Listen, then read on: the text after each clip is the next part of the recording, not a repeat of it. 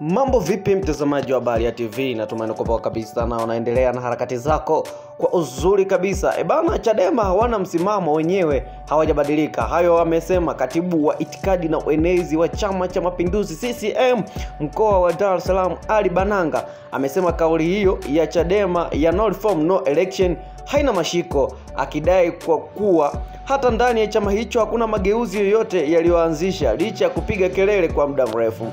Akizungumza jana, Bananga amesema Chadema walishiriki uchaguzi wao wa ndani bila kufanya mabadiliko muhimu waliokuwa wakiyataka, ikiwemo kuweka ukomo wa uongozi kwa mwenyekiti pamoja na nafasi za wabunge na madiwani wa viti maalum.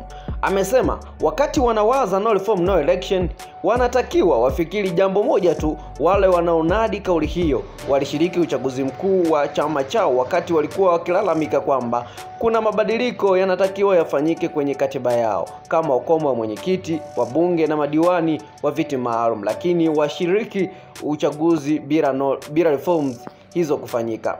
Bananga amesema tayari mageuzi yameshafanyika nchini na kinachotokea malalamiko ni namna yanavyopendelea au kutowapendelea baadhi ya watu. Amebainisha kuwa kwa sasa kuna tume huru ya uchaguzi, wakurugenzi na watendaji wa serikali hawahusiki tena katika usimamizi wa uchaguzi. Hakuna tena kupita bila kupingwa, na mawakala wana uhuru wa kutosha kwenye vituo vya kupigia kura.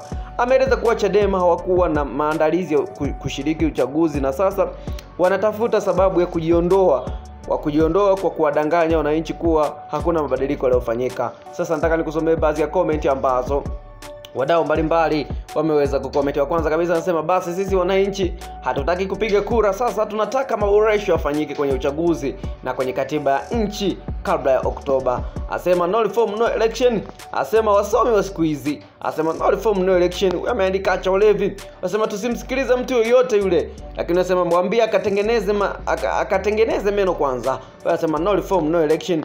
Asema wewe acha tu, hujui chochote. Asema afu wewe unazungumza Chadema ambao wako stable hadi mnatafuta namna ya kuwabomoa, lakini mmeshindikana. Bado nguvu yao ya ushawishi ndio inazidi kuwa kubwa zaidi. CCM wenyewe mmefeli pakubwa kumwachisha awe mgombea pekee. Kwanza hapo kashavunja katiba ya chama kwa kuwatumia ubabe. Mbona hilo hamliongelei? Mnapiga tu nafiki mkiwa mafichoni, ndio mnafungua eti bora Magu aliyekufa kuliko aliye hai. Hayo dhambi inaendelea. Asema haya ni mabadiliko yanayofavor watawala. Kuna mambo ya msingi ya uchaguzi lazima yatokee bana, na rais lazima ahojiwe mahakamani. Comment ni nyingi sana, una maoni gani? Usisahau kusubscribe, like, kushare pamoja na kucomment.